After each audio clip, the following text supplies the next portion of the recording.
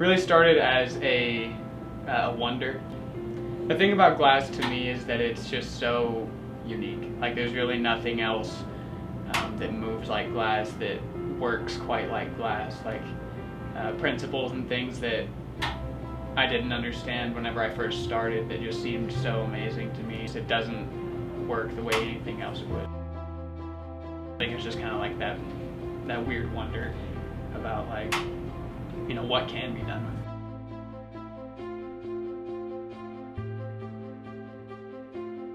it. Back when I started with this type of business, there was no glass. It was all metal, ceramic, and stuff like that. I do it live at the flea markets because I want to get more people excited and involved. I don't have the facilities yet to, you know, for them to come and try and learn, but just to get them, you know, get them interested. Because, you know, some people have never even seen it done, so they have no idea how things are made. And once they see it done, they're like, oh wow, maybe I could do that, you know? Kind of get excited and get more people into glass.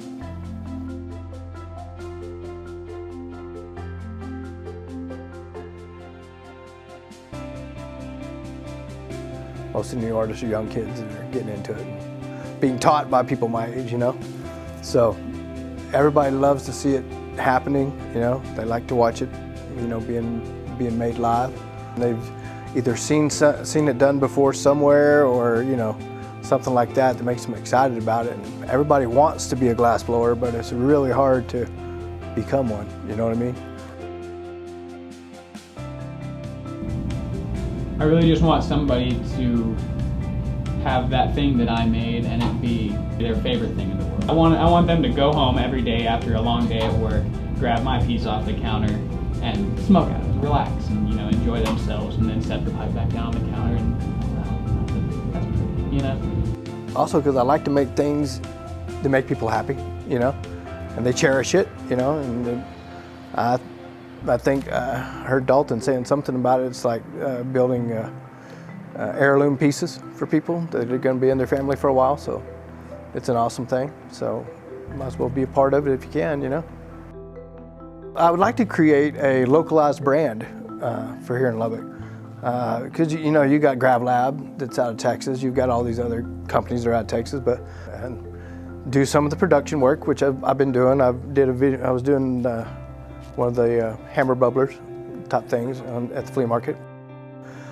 Stuff like that, do some, you know, localized production stuff that, you know, people can get behind, that, you know, live here and are close to us. And I'll know that, you know, I don't know if it'd be like 806 or something like that, but, you know, some kind of localized brand that people recognize.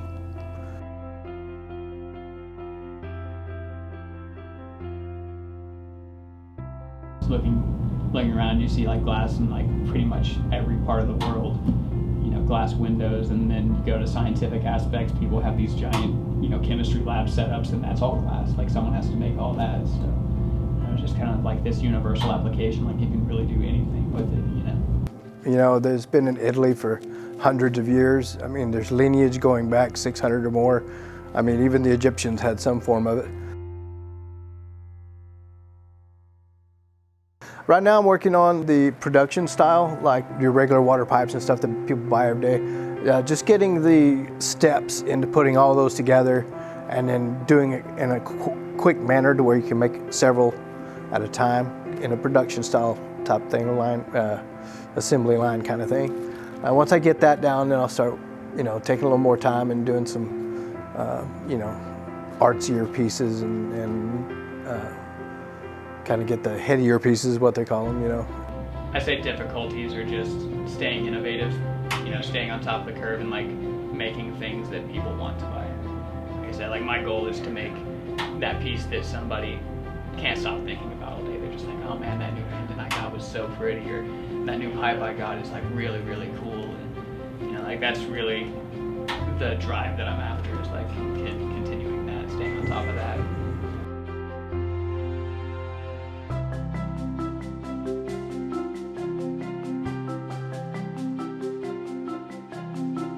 It's a very niche market, especially for very high-end art.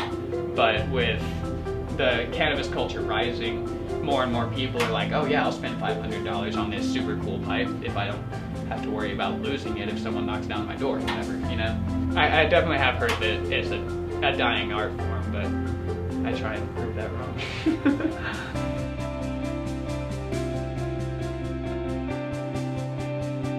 It's been around forever, and I don't think it's going anywhere. I mean, even if the lamp workers and glass blowers that do the water pipes and stuff like that, even if that all dies off, which I don't see that happening. In fact, it's gaining more momentum right now with the legalization in all these states. I don't see that it's dying. Every day there's more and more people starting out. You know, the ones that hang in there and make it out, you know, is the ones you'll see for the next generation of glass blowers. But I don't see it going nowhere. I think it's going to be around for a while.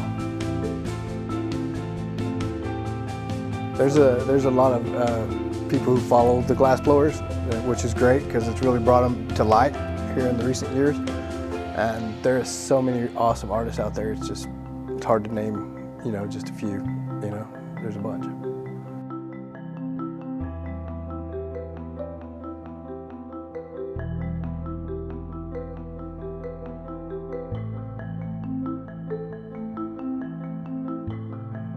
Some of the UV, the ultraviolet reactive colors that I have like uranium gases infused, and some of the other ones I have gold and silver infused into the glass to give it these cool colors.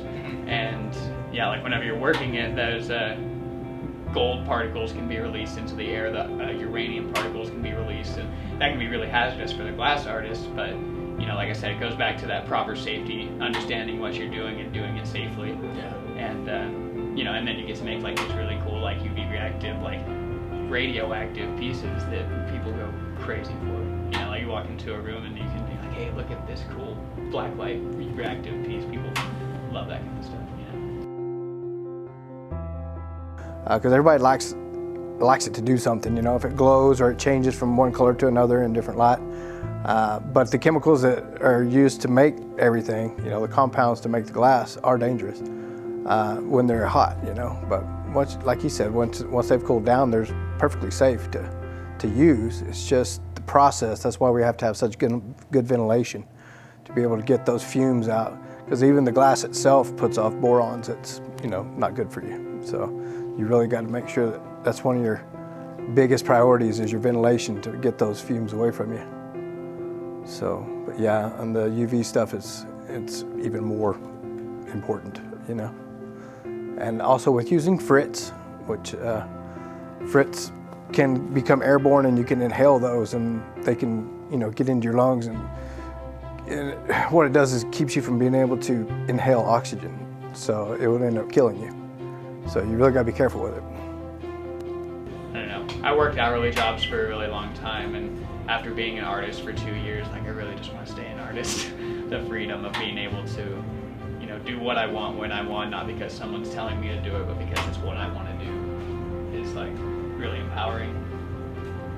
I don't know, like in the future I'd love to go mobile, like get a little RV and set up my torch and everything to where I can just go park at an RV park or at a state park somewhere and, you know, blow glass for a week and then travel to the next town, sell some glass, put gas in the RV, just kind of, I don't know, I really want to use it to travel. I mean, there's a lot of people with like this huge Instagram fame and stuff like that, but as long as I'm making enough money to put gas in the tank and keep me fed, like, I just want to see the world if I can, you know.